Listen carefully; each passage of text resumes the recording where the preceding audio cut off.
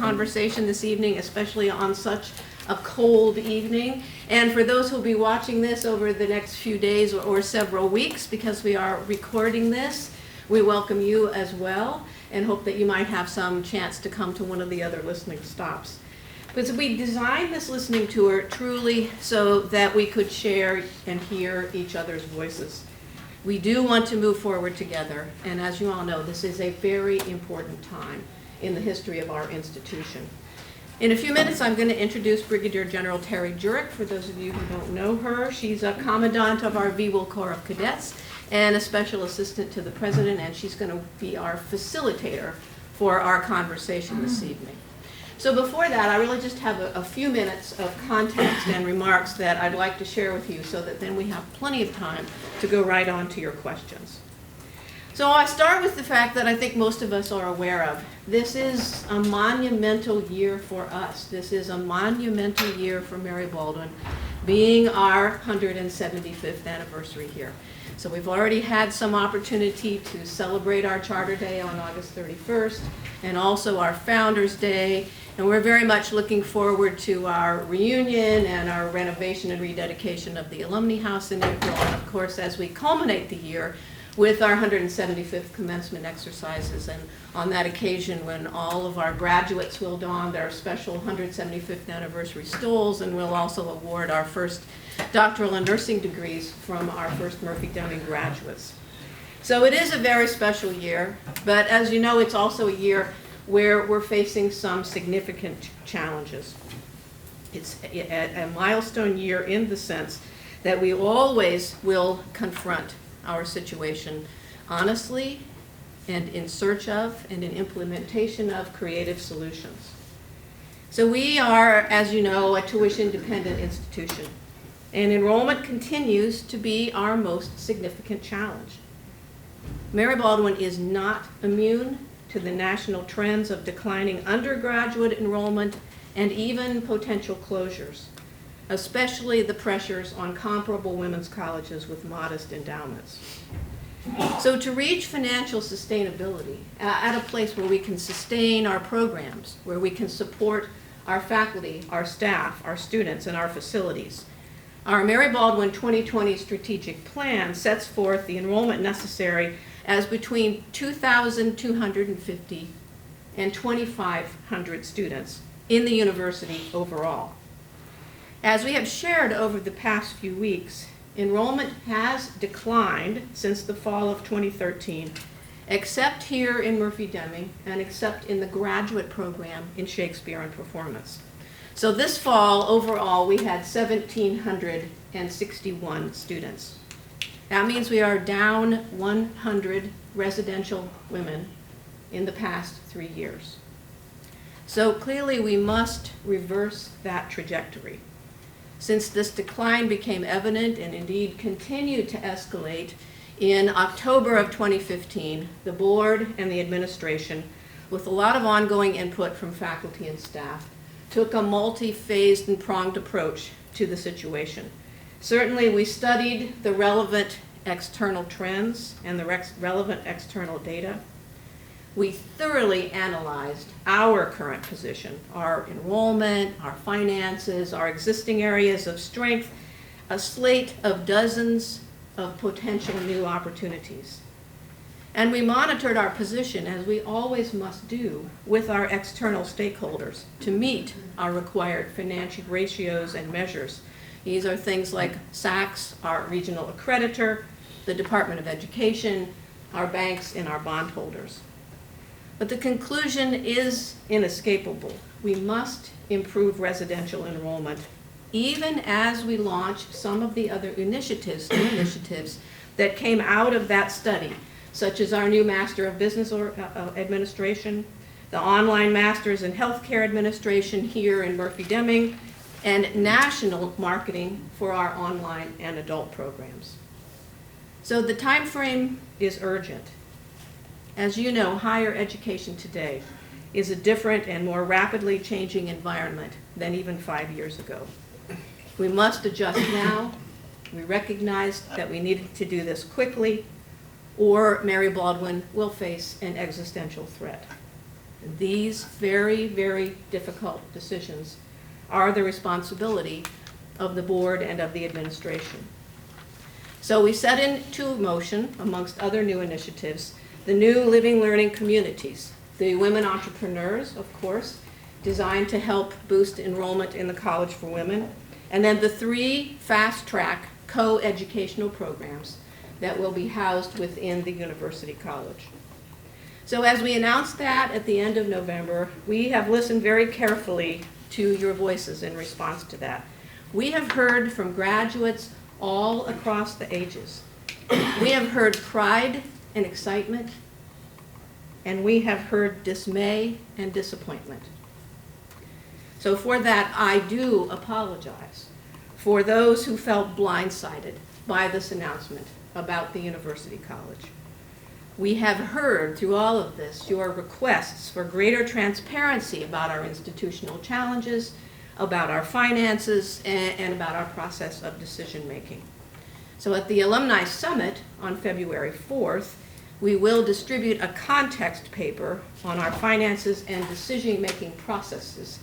And that paper will serve as an introduction and a context to what we promise to be a new commitment to publicly issue an annual report that is quite comprehensive in nature. So we appreciate your offers to be engaged. We respect every voice in this dialogue. And our mutual goal over the next few months is simply to share more information transparently so that our extended community can understand this urgent moment and that we can channel the power of the work that we know we can accomplish together through all the passion and dedication of our graduates. So that's what I only wanted to say to open it. And I'll ask General Jurek now to come forward so that we have plenty of time for all of your questions and comments. Well, good evening. I'm pleased to join you tonight. My role as the facilitator is to help you share your comments and your questions about the future of our community. We have refreshments. The restrooms are just out that door there, so we want everybody to be comfortable. We have wonderful attendance tonight, and it's important that everybody who wants to participate in that discussion is given that opportunity. So some basic ground rules. If you have a comment or a question, then please come to the microphone. That's so that we can record this and share that with everybody else that might want to hear your perspectives. And we'd like you to identify yourself by name, and if you're an alum, give your class year, or if you're not an alum, then how you're affiliated with the university. We have about 75 minutes to listen to comments and respond to questions, and then President Fox, if you'd like to provide some closing remarks. In the consideration of all who would like to speak tonight, please express your question or comment or your response in 3 minutes or less. I'm not going to hold you to the seconds. but what we'd like is there's a lot of people here, and we want you all to feel comfortable. And if I feel that it's taking a bit longer, or I'm noticing the rest of the crowd squirming, then I'll respectfully make a suggestion that we summarize that conversation and then move on to for the discussion. I think that's what Dr. Fox wants me to do as the facilitator. Let's show respect for the person at the microphone and whoever's responding to the question or the comment by not interrupting. And finally, Dr. Fox mentioned this is being recorded. We also have media, public media in the room. And at this time, if you have a comment or question, then we welcome you to come forward. And after that person's done speaking, then if you could, we're empowering you to come forward instead of lining up out the door, all right? So one at a time, come forward, and we look forward to hearing your comments and questions.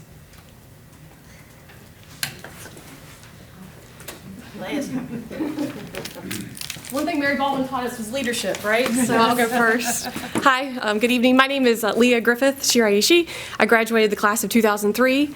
I live in Charlottesville, and I've affiliated with the college obviously as a student, as an alum, and I'm also a member of the ABV. And my question is, in regards to the timing of the decision, if I understood you correctly, Dr. Fox, in your opening remarks, you commented on the fact that there was a group of faculty, staff, Board of Trustees formulated in October of 2015, correct? And so my question is that this enterprise risk task force that's been mentioned in previous forums, number one? And number two, if that group was formulated in October of 2015, why was the first heard of this mentioned basically in the October 2016, November 2016 timeframe? Fair enough. So yes, after the October Board of Trustee meeting, when we noticed these serious declines, Chair Miller put together an enterprise risk task force with representatives from the Board of Trustees. Then we started the process in that group that we talked about, really studying again the external trends, taking a look at where we were given this declined enrollment position and the pressures that was going to place on our budget for the year and on our financial reserves, and beginning to think about what kinds of initiatives we had will and creativity for, such as the MBA, which is coming up from the faculty. What other areas of existing strength and models that we had within the institution could we possibly develop in an environment that wasn't providing a lot of resources in a time of much needed creativity? So out of that process from late October through February of 16, some initial ideas came out and the board discussed them and acted upon them. And one was the beginning of these ideas about the new living learning communities.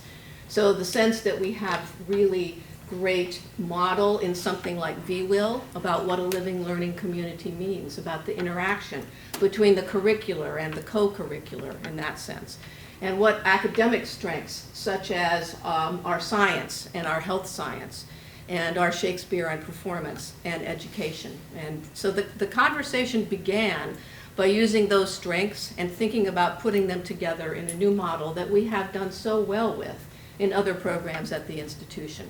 So at that time, the discussion was that perhaps one or more of those programs might also admit men. But the program went on to, after that with faculty and staff, to really put flesh on these ideas, and at the same time the women entrepreneurs came out. So as the summer developed, the cohorts, as we called them then, the living learning communities, really began to take shape. We began to understand how powerful the value-added combinations of those things could be, because as the MBA came together for women entrepreneurs, that we could offer an undergraduate degree, a certificate in entrepreneurship, and an MBA in 4 years, which is a phenomenal opportunity. And similarly, for those who would choose a fast-track acceleration, a degree in psychology, biology, chemistry, or health sciences in 3 years and 2 summers, with the possibility of admission if you're qualified to these programs, and in education for an undergraduate degree and a master's degree in 4 years. So that development, those things came together in the summer, and it became clear that our enrollment situation for the fall was continuing to decline. So the decision was made after discussion with faculty and staff and a lot of intense discussion with the Board of Trustees that 3 of those programs would be coeducational, admitting men and women. And then after that, really the last piece of it before we made this announcement was to understand what kind of entity might bring those new programs together so that we didn't just have several small groups of students somewhere on the campus. And so the University College was the last piece of bringing that together in October, and the recruiting materials and the announcement came after that. And maybe more than you want to know, but that's the time frame of that development.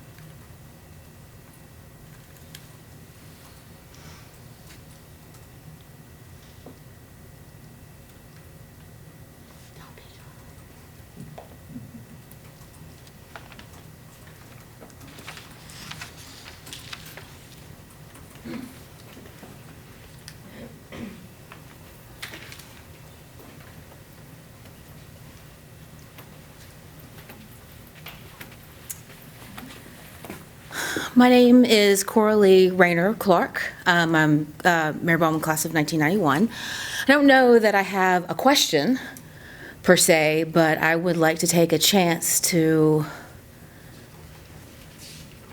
share a perspective that I'm sure you're familiar with, but I'm going to say it anyway. for the past 6 weeks or so, I have on many Facebook pages and in many different forums, listened to people, alumni, talk about this thing. And there are lots of adjectives I would use to describe the way people feel, one of which is betrayed. Because many of us feel that the one thing that I think the administration and the Board of Trustees is trying to protect, we feel from outward appearances is the one thing that's getting buried. I live in Stanton now, but I have only for the past 2 years. My husband was in the Army, and so we've been away for quite a long time, and I have not been great about keeping up with information, but I can tell you from my perspective in the 2 years that I've lived here, I have gotten a lot of emails and a lot of mail about the 2020 vision and the way it appears to me and to many others I've come to realize is that it looks like sometimes you're just kind of throwing things at the wall to see what'll stick. And I don't think that that's the case because these things take planning, but that's the way it seems. And our feelings are hurt. At least some of us, our feelings are hurt because the thing that we hold near and dear to our heart is disappearing. Part of that's national trend, I get that, but many of us feel like the one thing that you could have done instead of just asking for annual donations was ask people to help, ask people for their time. Because I know that in the past 2 years that we've lived here, I would be, and even now going forward, would be thrilled to give you as many of my time resources as I can. There's not a whole lot of monetary resource around to give, and that's okay, but we feel betrayed. And things have to happen. I mean, Mary Baldwin has to evolve with the times just like the rest of the world. But I just wanted to take a moment to say that many of us feel that the one thing that we would all love to see protected and flourish is the thing that's getting buried. And that was it. Thanks. Thank you for sharing your opinion, and that's why we're here, and that's what we want to hear. And I empathize with that, and I have read a lot of those comments. I think you know how carefully, as I briefly explained in the introduction, we considered this, and also how much love and care there is for the fundamental legacy of the institution, that being the Mary Baldwin College for Women. So the decision was discussed on several occasions and over several decades, obviously, about whether we should take the entire residential college co-ed. So difficult as it is, this is a respectful decision to maintain the heritage of the Mary Baldwin College for Women.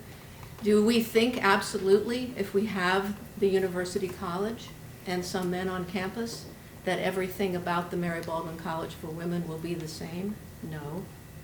But I do believe, with everyone's help and passion, that we can nurture it, that we can make new and special traditions, and that we can protect that women-centeredness, not only in the Mary Baldwin College for Women, but as the mission of the institution dictates, in the ethos of the institution. But I understand how you feel.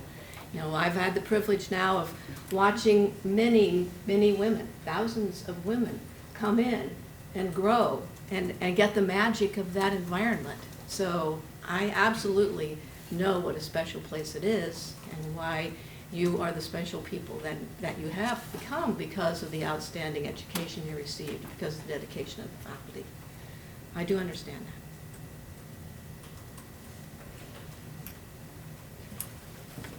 And, should I come up here so Yeah. you can hear me?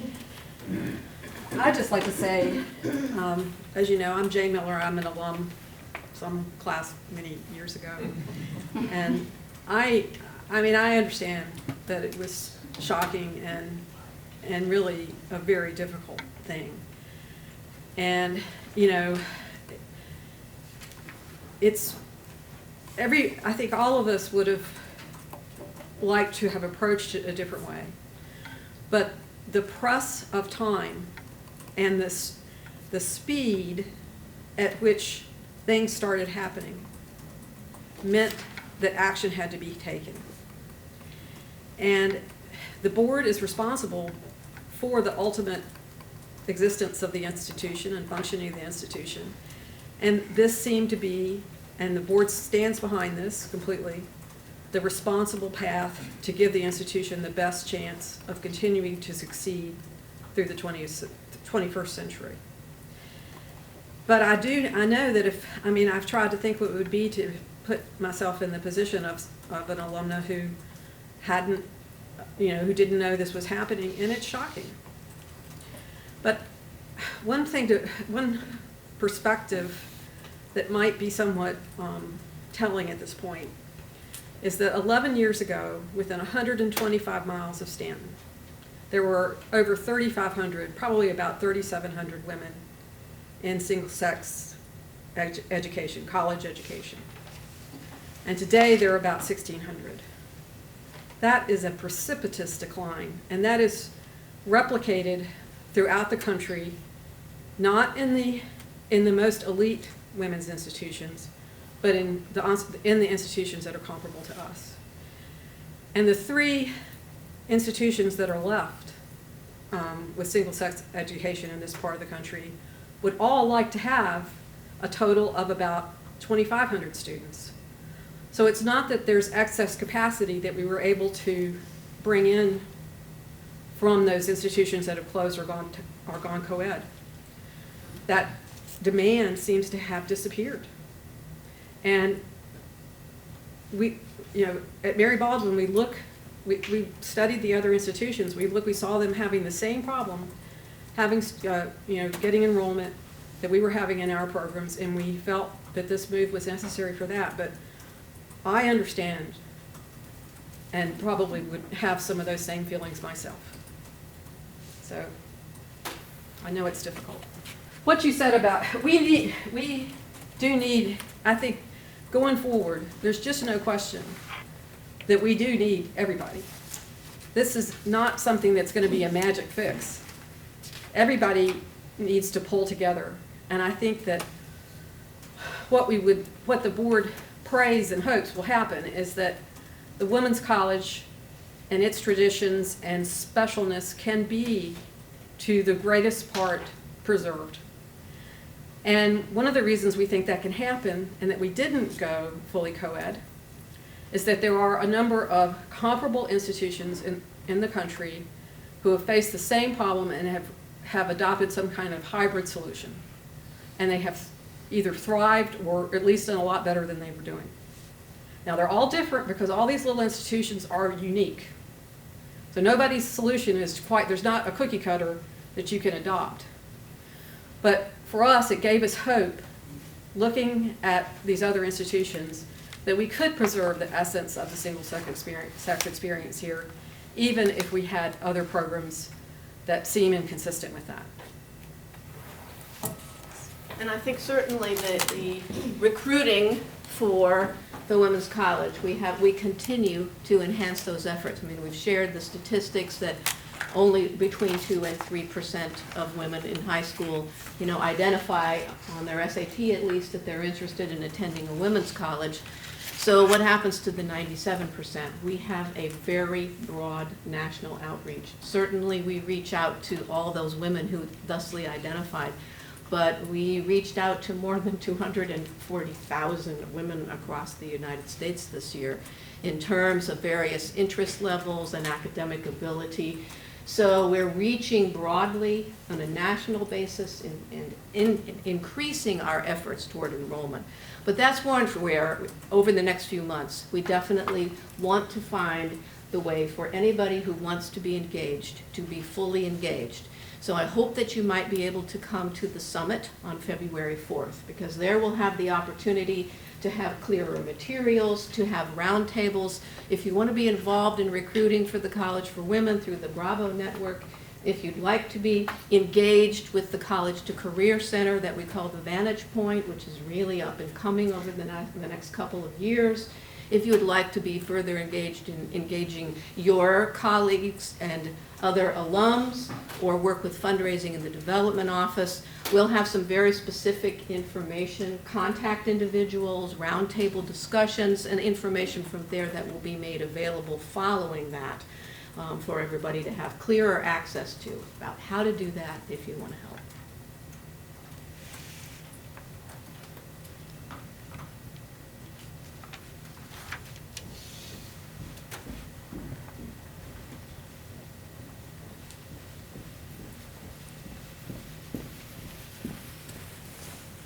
Hello, I'm Nicole Medina. I am from the class of 97, and I guess I would like to ask a question with regard to what you said about alumni engagement. When I graduated in 1997, Mary Baldwin reached out to its alumni quite a bit, and I stayed in this area from Fairfax County. I live here. I've been here now for 20 years, and when I first graduated, I worked with a social work department. I had students that I provided field placement instruction to. I came and I spoke about social work at the college, and then all of a sudden, the alumni engagement went away, and the only things that I was receiving was with regard to money in the college, not engaging the students. And I've always been an advocate of Mary Baldwin because I'm very proud of going to the school. And I'll be honest too, I agree, I am heartbroken by the decision that's been made and that the alumni were not engaged, because I believe that your alumni would have stepped up if you had been transparent to try everything that we could to save the college and get out there and recruit women, because right now more than ever we need to empower women, and we see that in this day and age. Thank you for that. Thank you for saying that. So I think I appreciate knowing the times in which you have been engaged in the past, but once again, we're going to look forward in a very proactive and engaging way. And all of your help, we want the Mary Baldwin College for Women to succeed. We hope it will continue to grow. We need your help, definitely.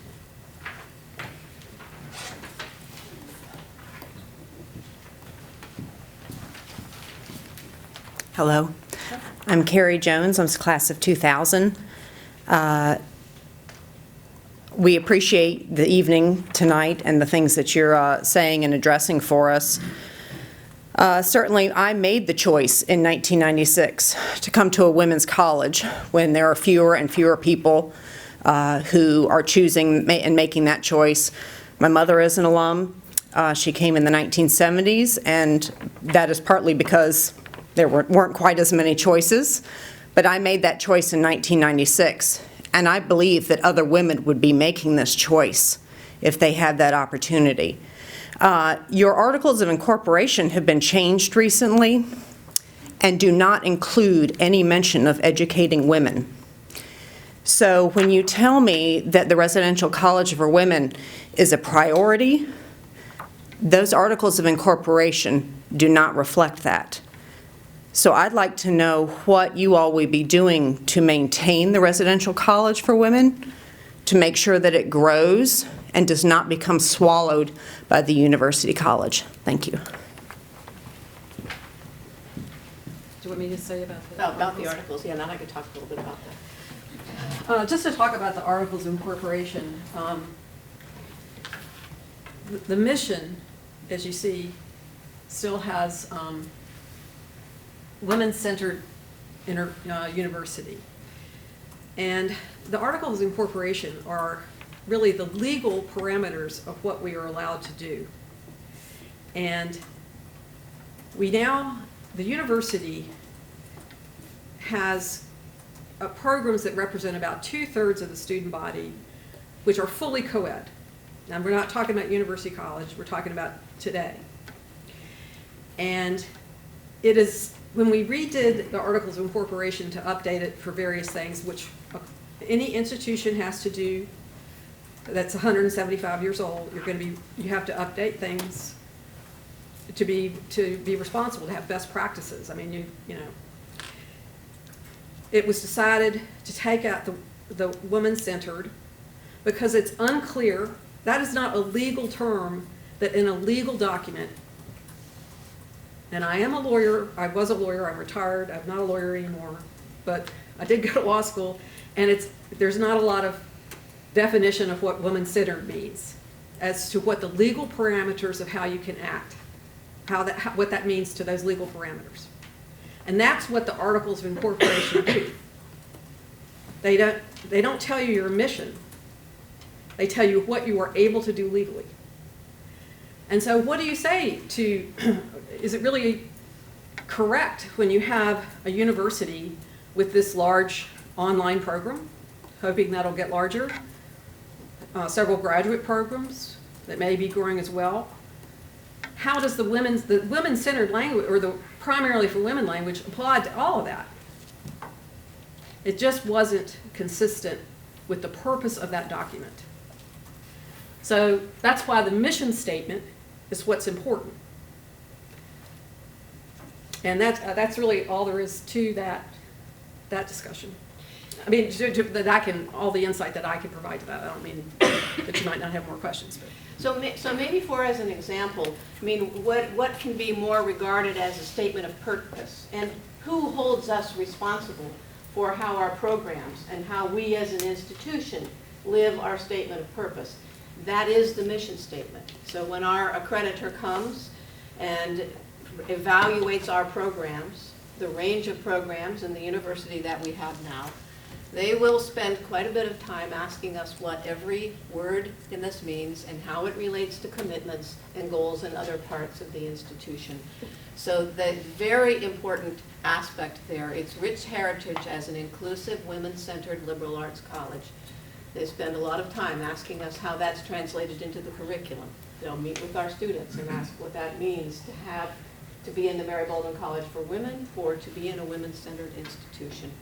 So this is the heart of our commitment to our legacy and how it fits in today's small university environment. Well, and then the second part of her question about what do we intend to do, I'd just like to say that, you know, one of the signature, what we hope is going to be a new signature program. Someone in this room is responsible for the Women Entrepreneurs Program, which is being, you know, we would love for that to become as successful and distinctive and famous a program as VWIL. What we think, you know, one of the things we think will help the college survive is to have these distinctive programs, because not only will people come to such a program, but there's a halo effect as well when you have that kind of signature program be successful. So that's one of the many types of things that we're planning to do. I mean, another thing that we're hoping will happen is that the university college will be successful. There'll be more money in the system, and we can upgrade some of the campus items. So many things in this universe really operate around the College for Women, and many of the plans are, at least in part, planned with that in mind, and how to keep it relevant, how to keep its buildings in good shape, its faculty paid, all of those things. So I would also say, though, that we want to ask the alumni for their thoughts on those types of issues. I think that, you know, like I say, there's models we can look to that have had success in the women who attend and the alumni feeling that the essential nature of their women's college experience has been retained within a university that has diverse programs, including diverse residential programs. And that's what we want to achieve. And I mean, first step toward that can be, for those, again, of you who can attend the summit, that we have, as always, an incredible slate of Student Government Association officers this year from the Mary Baldwin College for Women. They're already deeply engaged to think about how to move to the future, what can be done to enhance and continue the Women's College. And many good ideas you have sent to us and shared with us can assist overall in enrollment for the future of the Women's College. You know, we have very strong STEM programs. Many of you have very strong careers in that area. We've had other suggestions, like increasing our homeschoolers, for example. So all of those good ideas remain open. If you have a particular question, that can be your means of engaging in the Bravo Recruitment Network. My name is Lynn Wesley Eckert. I was class of '99, and I'm a numbers lady. So I would like to know, you had mentioned right now that overall enrollment is 1,750, and I was hoping you could give us a breakdown of how many of those are traditional women versus your PEG program, ADP, and then how you see that changing and evolving as the enrollment is hopefully going up by 2020, and how many will be part of that, each kind of distinctive group. Sure. The numbers lady, I don't think I brought the exact enrollment sheet that I wanted to bring this evening, but I can tell you that let's start with the Mary Baldwin College for Women. So we had about 650 women this fall. That breaks down, as you said, between about 100 VWIL students and 62 PEG students. So that's the overall enrollment there. Enrollment in what was called the adult degree program, but which is now Baldwin Online and Adult, was in the low 500s in that program.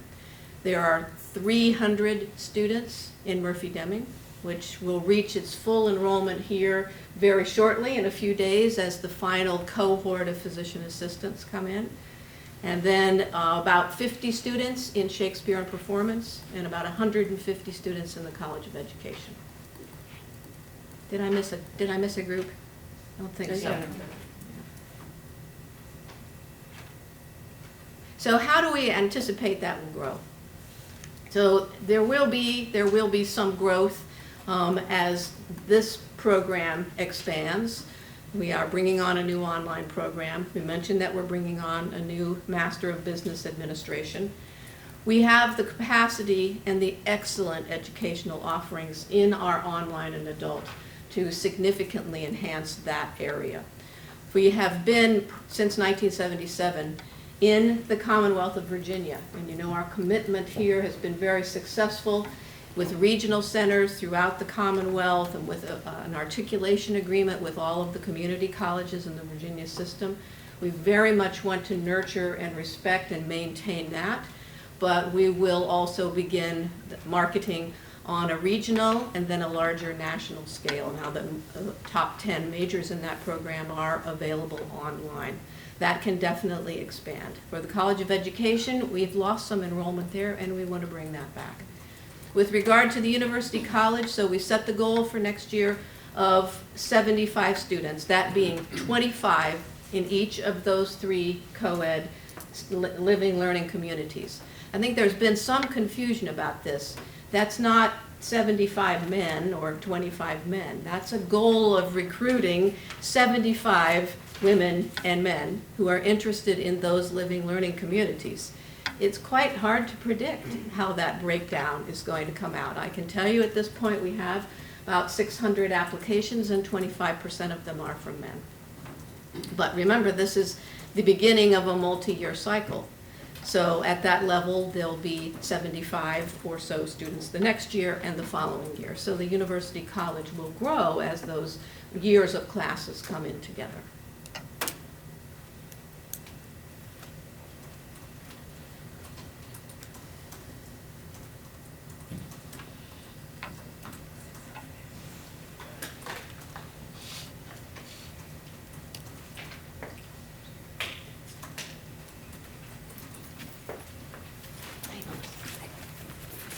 I'm Melissa Patrick, and I'm class of 1978, and I've been hanging around Mary Baldwin for a long time, since I was 10 years old.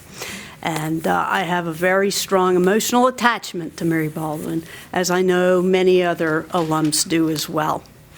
And I want to comment on, or pick up on some of the comments that have already been made, and then I have some questions. One is that, well, I'm not sure that I would use the term betrayal. I certainly feel a very strong sense of disappointment that we are where we are, and that the alumni were not engaged until a decision had been made. for a co-ed option here. And I think to some extent, you've been a victim of your own success, because in the last couple of years, questions about the future of Mary Baldwin and whether it would go co-ed or what have you have come up, particularly with the announced closure of Sweetbriar. And you've been very successful at reassuring us that Mary Baldwin was not at risk and that there was no risk of us going co-ed. And now we find out that that's not quite the case. And so I think that's where some of that sense of betrayal comes from, is that we have been reassured in a very compelling manner that you've been very good at it. And now we find that perhaps things were not quite as they were portrayed. I also think that in the past, the institution has sent confusing and rather contradictory messages about its financial situation. We are at this point, yet I jotted down recently, you know, we've been raising funds to restore the Alumni House, and I'd love to see the Alumni House be restored. It's a beautiful house. I'm a history major, you know, I'm excited about Mary Julia Baldwin's bed. I'm probably the only alum who is. But, you know, I do think that if we're really strapped for funds and we're making decisions about changing the character of the institution as a result of that, those fundraising campaigns to restore the Tyson Terrace and so on sent a different message. And so we alums really are having difficulty wrapping our arms around this and how did we get here and so on. And I've got to tell you, I was on staff until 3 years ago. And I participated in some of the study groups. And I recognize that things have changed in terms of enrollment rather rapidly in the last couple of years. But I got to tell you that when the announcement came out on the 28th of November, I was really taken by surprise. And I thought I was in tune with what was happening. So anyway, that's just a little background. My question is, we've talked about the importance of preserving the women's college and this hybrid and so on. But I don't have a clear grasp of what your strategic plan is to preserve the women's college. 3 co-ed cohorts of 25 per, and yes, they will grow as each year progresses. But we're struggling because we have a shortfall just in 1 year or thereabouts of 100 enrollees in the women's college. I'm not sure I quite see in the out years, say for the next 10 years, how we think we're preserving the women's college. Our approach over the last couple of decades, I guess, is, you know, create new revenue streams strapped on around the women's college. And that's what these co-ed cohorts are, is yet another revenue stream to preserve the women's college. But I'm not sure in the long term I see how we're going to do it. And I have a related question to that, which is, what is the baseline for keeping the women's college? At what point, you know, you have projected declining enrollments. I think on the Facebook Live feed, you talked about it going down 460 or 450. At what point do we say we can't do this anymore?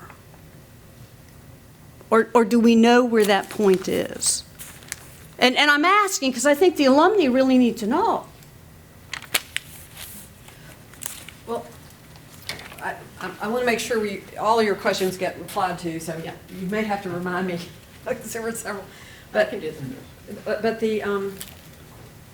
we didn't project, just to be clear, and I apologize if there was misspeaking, we didn't project that that's what we think absolutely is going to happen.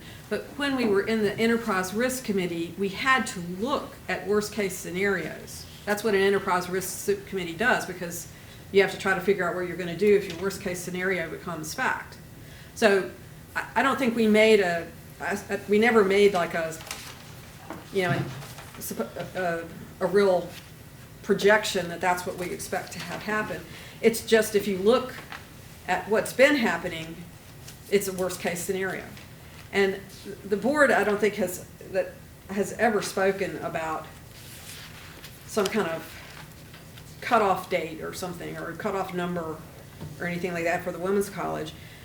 You know, what the board does believe is that one way, there are probably many fronts on which this can be addressed, but as I was saying before, one of the things that's been very successful for the women's college has been living learning communities such as PEG and VWIL.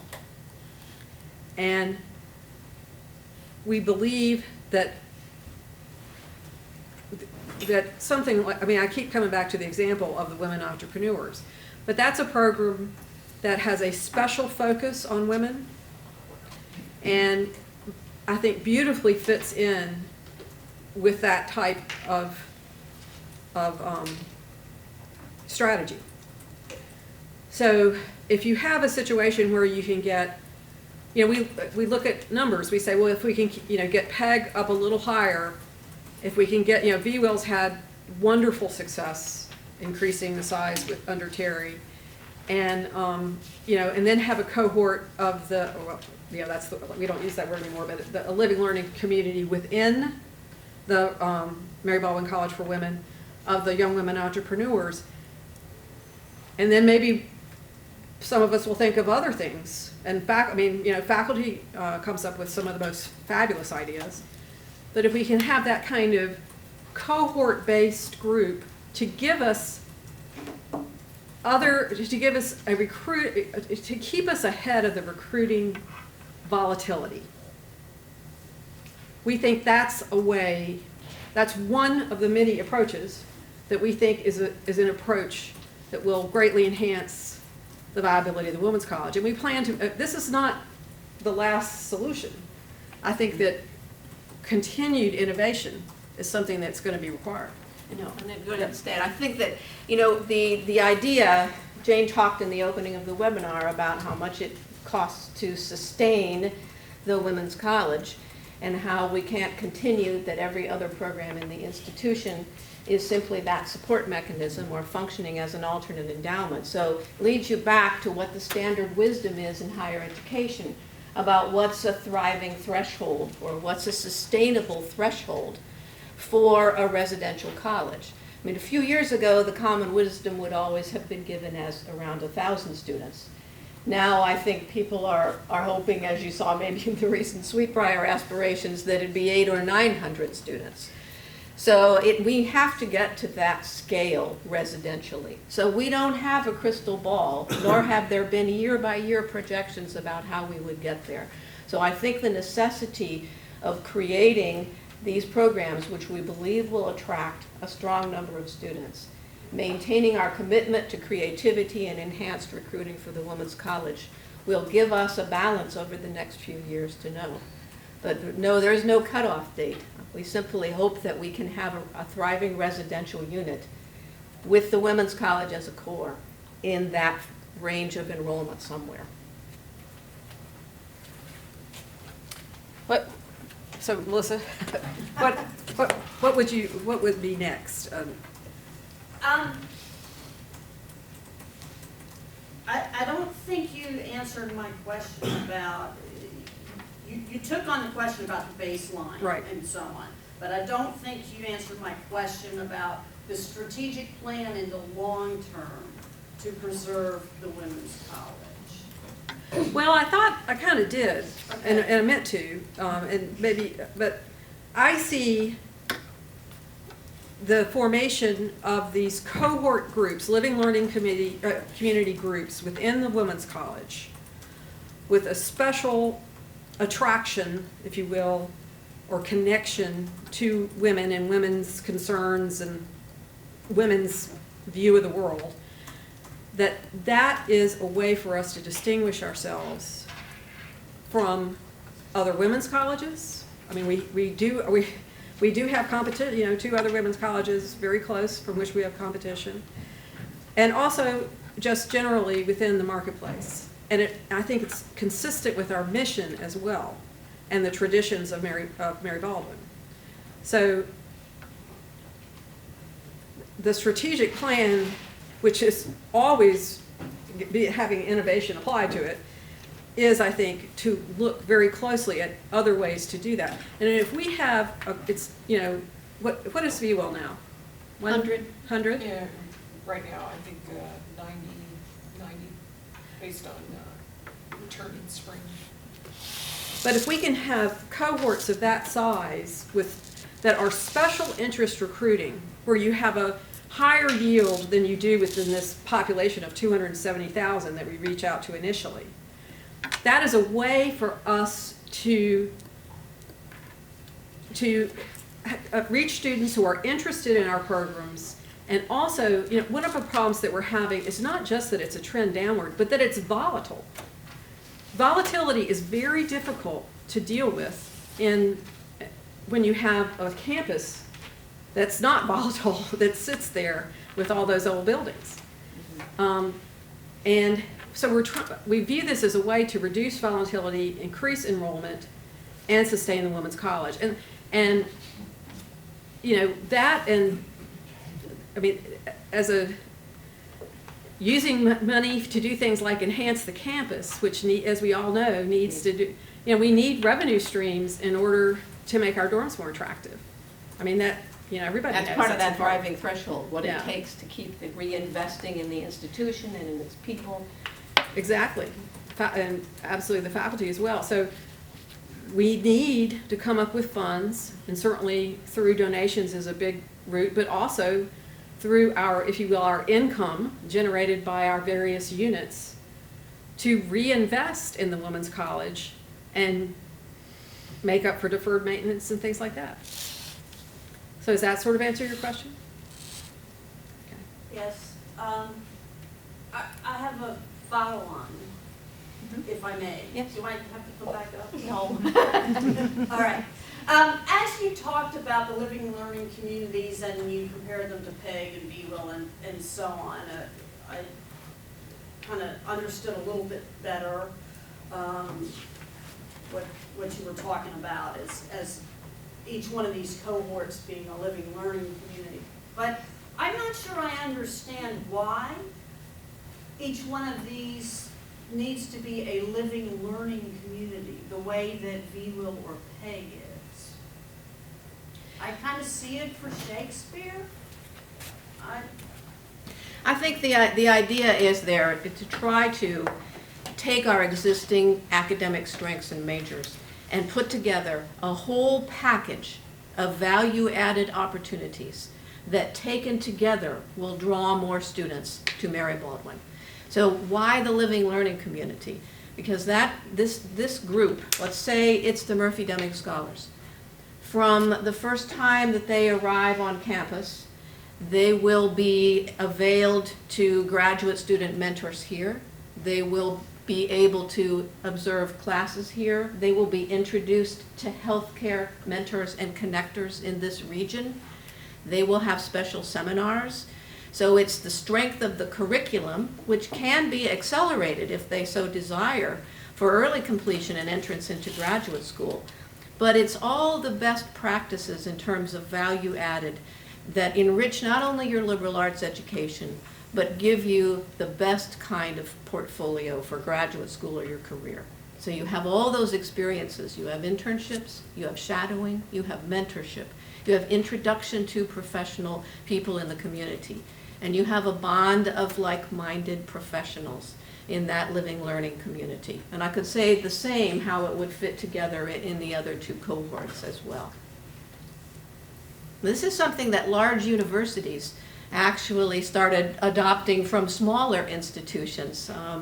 Both of our nieces, they're both at large public institutions, but they elected living learning communities, one in education with a similar cohort approach, and one in health sciences and nutrition. So there are also opportunities that exist at larger institutions, but the extra benefits that we can get are going to attract students to these programs, absolutely. Where we spend it, and I think that is important because it isn't just, oh, here's a big pile of money, let's go spend it on the alumni house. And so I think that's really important to touch on.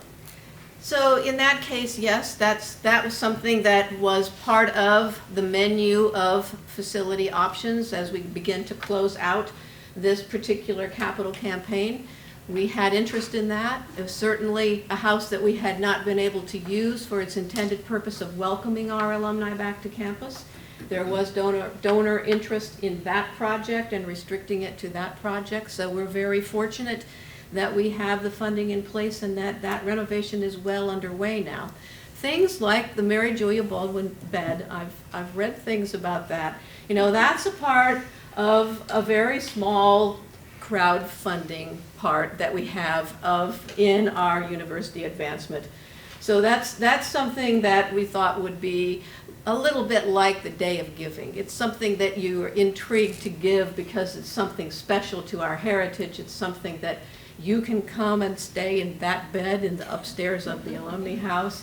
And likewise, just a little bit to help us finish off Tyson Terrace. That wasn't the whole project, so that's something to feel in a very small way that you have helped make a tangible difference. I mean, I've heard from some of you that the smaller crowdfunding projects seem confusing right now, and I've processed that.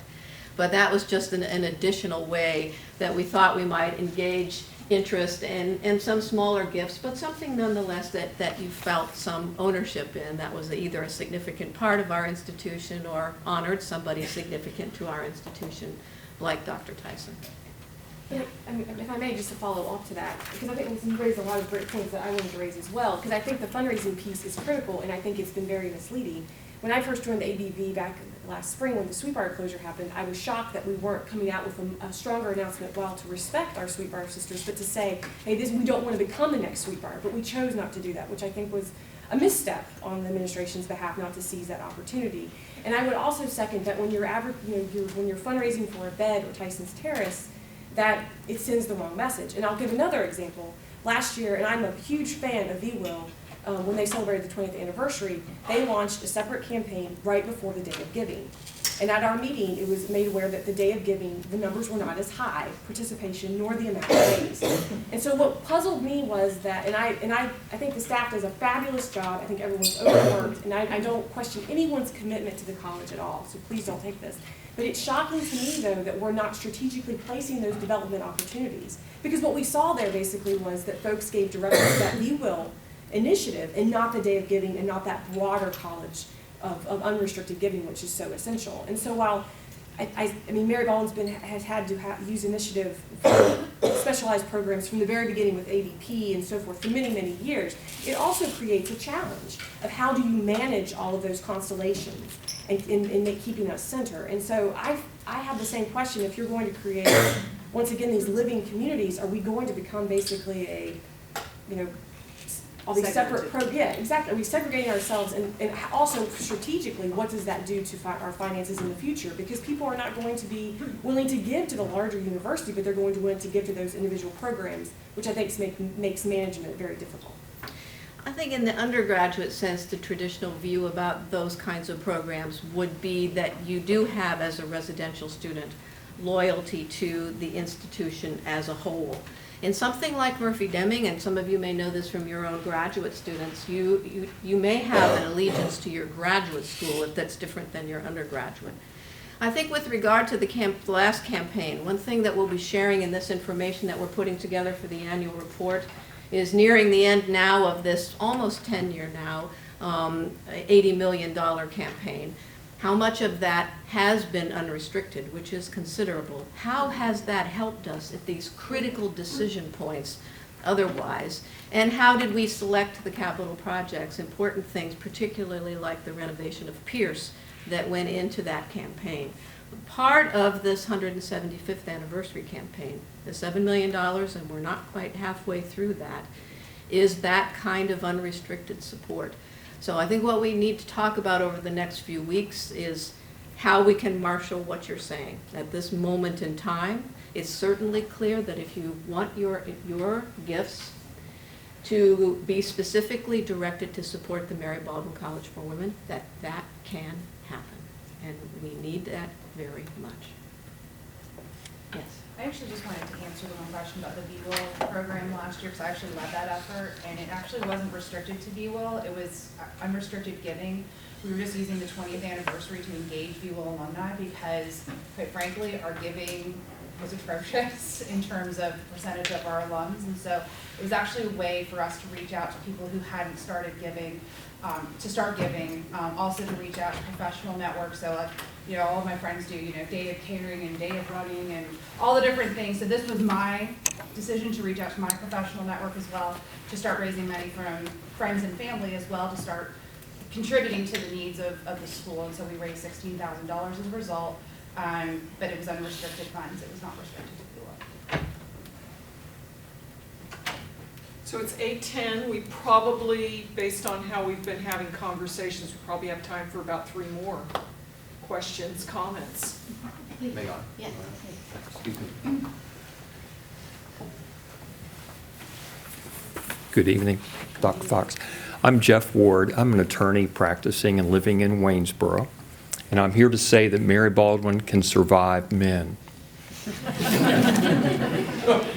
As Melissa knows, who was a classmate of mine at Mary Baldwin, yes, I went through Mary Baldwin, graduated there proudly in 1978, went through as a normal student, and I didn't live on campus. I almost did, but I lived on our family dairy farm in southern Augusta County and commuted back and forth, and graduated with a political science degree, and then went on to Washington and Lee Law School and graduated there in 1981.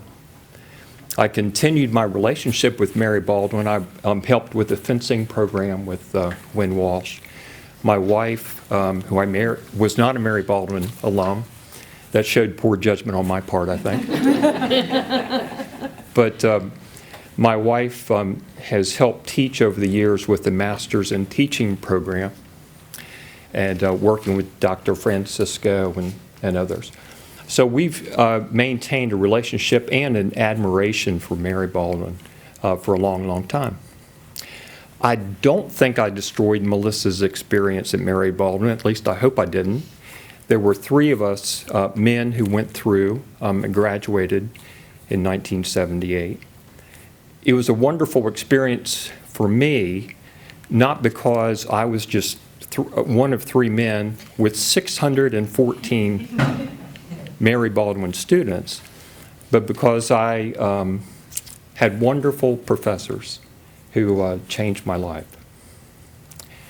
Now, I know Mary Baldwin in watching how she's grown over the years. When there's a problem, it's faced with elegance, grace, and intelligence. And I think that's what the university is doing at this point.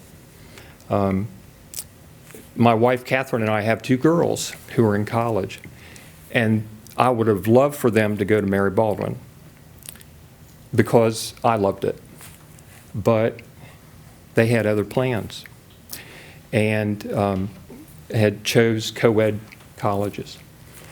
Now, interestingly, Emily, our older daughter, selected Randolph in Lynchburg, which a few years ago was Randolph-Macon Women's College, but now it's co-ed, and that's where Emily decided to go. I talked to the president whose first day at Randolph was when it went co-ed. He said he felt like he helicoptered into Vietnam. And I can sense some of that with the comments tonight. But as I said before, I know that when wrestling with the future, which is what the trustees have to deal with, to not reminisce so much about the past or to put it up on a pedestal, but to wrestle with the future, they're going to do it right and with intelligence. Thank you.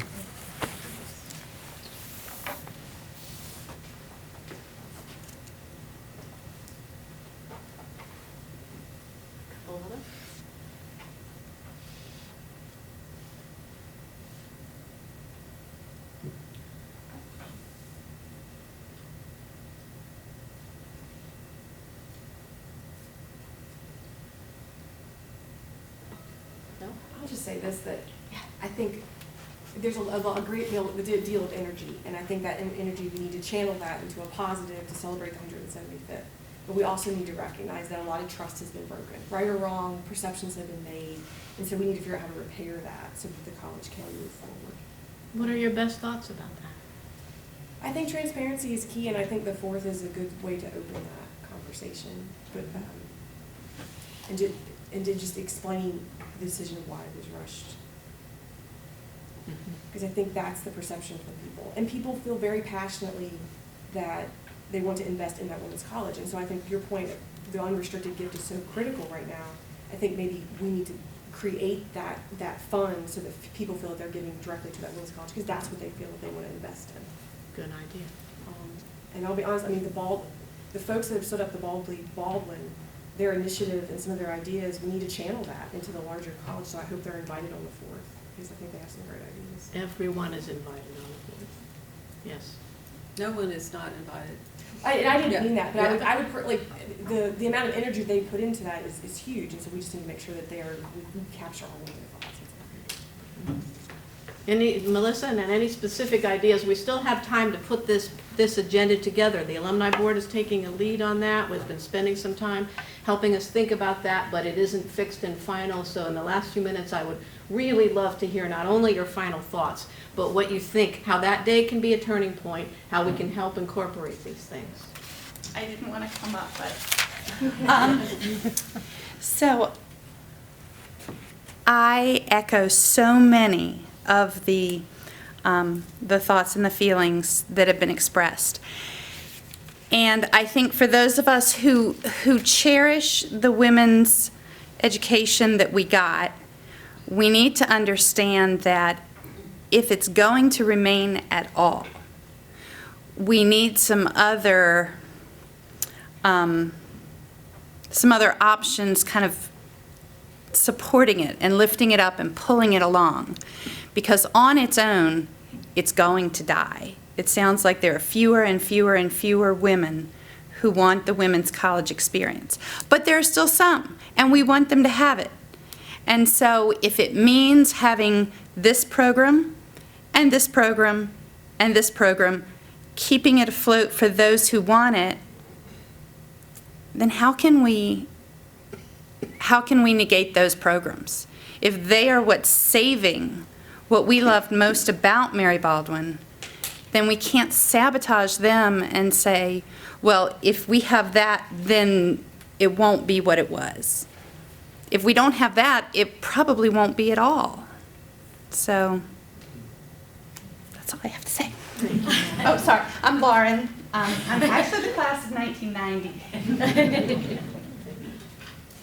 Melissa, you had a little hand, and then I wanted to get there were some other hands when I asked, what ideas do you have to make the engagement and the summit a turning point of combined engagement? Because we want that to be a positive point moving forward of engagement to which we can bring all the passion that has been expressed over the past 6 weeks. In addition to the transparency, I think that engaging the alumni involves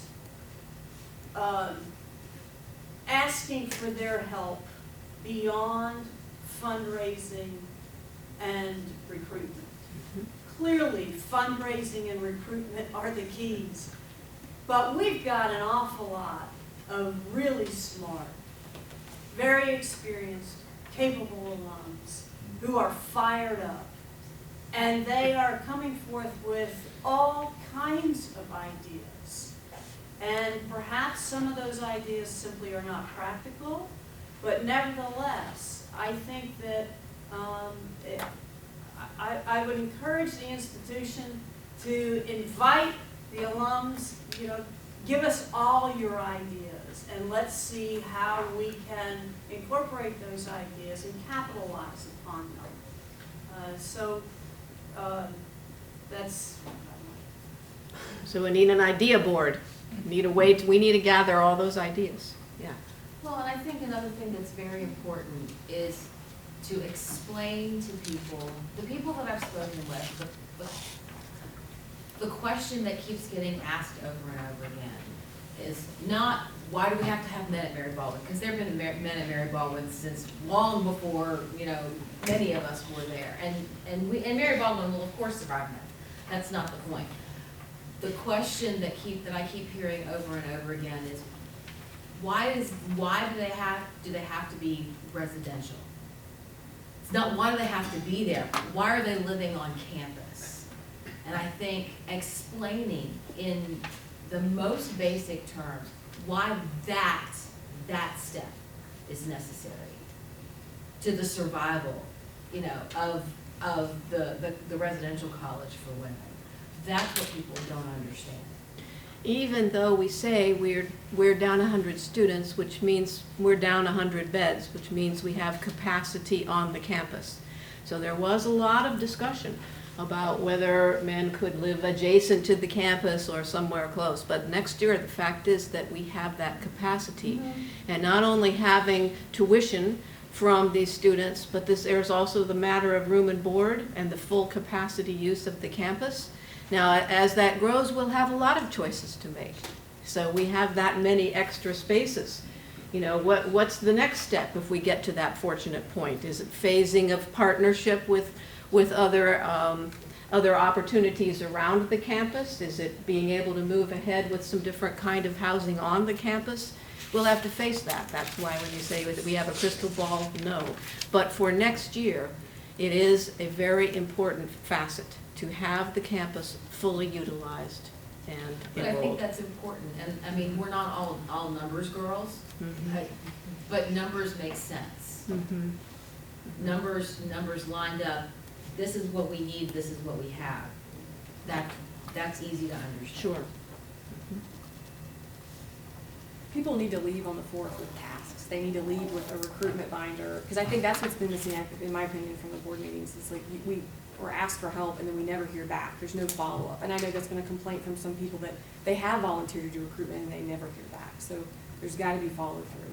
Right, we're definitely working on that. Lois Williams is our VP of enrollment over here, so we talk about that today, about how that can be available, how to use those roundtable sessions. So, I see it as an opening combination of information sharing, because we are going to have this extensive document that we won't teach, but that we can overview, that it can then be taken away and or digested and questions come back at the end of the program. That we would definitely have time for a campus tour, that's been requested, but that we would have the opportunity for roundtable discussions that would mingle input of ideas, gathering of ideas, understanding, if you wish, about exactly how do we compare to where the other existing women's colleges are today, what is the practical path to engagement in these areas, and what can you take away, and who's going to contact you, and when are they going to follow you up with you. So do those seem like the right ideas for people to come? Because I really hope that we have a lot of engagement, and that indeed this passion of people who care so deeply about Mary Baldwin can come together, because overall our goals are the same. Any last thoughts? Did some of your questions answered? Was it helpful? Well, we thank you for coming very much. And bundle up and have a safe ride home. And please come on the 4th. Thank you. Have some of the refreshments back. Yeah, please have a There's also materials that we've sent out.